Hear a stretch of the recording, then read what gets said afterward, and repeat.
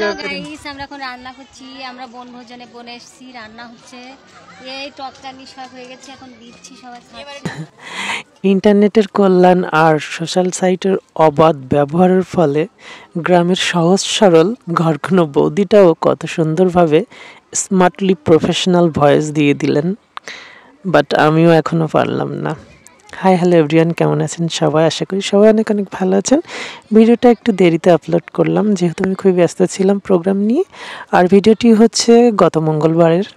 এটা আমাদের বাড়ির পাশের যে কালী মন্দির আছে, এখানে কয়েকশো বছর পুরনো ঐতিহ্যবাহী এখানে কিন্তু একটা বনভোজনের আয়োজন করা হয় প্রতি বছর ফাল্গুন কিংবা চৈত্র মাসের পূর্ণিমা তিথিতে। তো গত মঙ্গলবার ছিল সেই পূর্ণিমা তিথি। সো শুরু হয়ে গেছে আমাদের বনভোজন, পিকনিক। বনে যে ভোজন করা হয় তাকে বনভোজন বলে। জনশ্রুতি রয়েছে এখানে একসময় বন ছিল এবং এই বনে সবাই অস্থায়ী উনুন তৈরি করে একদিন রান্না করে খেতেন নিজস্বভাবে। বাড়িতে সেদিন কেউ রান্না করতেন না, মন্দিরের মাঠে নিরামিষ রান্না করতেন। তো তারই ধারাবাহিকতায় এখনও চলে আসছে আমাদের সেই বনভোজন।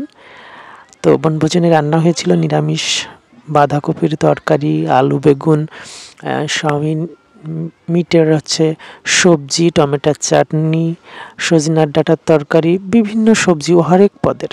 আর এখানে কিন্তু খাইতে বসলে আপনার রান্নার পদের অভাব হবে না।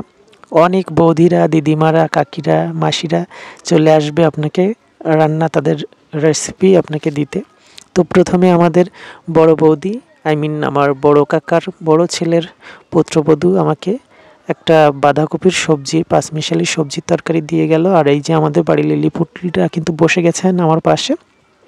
একসাথে বসে খাওয়ার মজাটাই আলাদা এখানে। আমি এই রকম ভিডিও কিন্তু প্রতি বছর আপলোড করে থাকি, আমার বনভোজনের ভিডিও। সেটা আপনারা যারা নিয়মিত আমার ভিডিও দেখেন অবশ্যই বুঝতে পারবেন।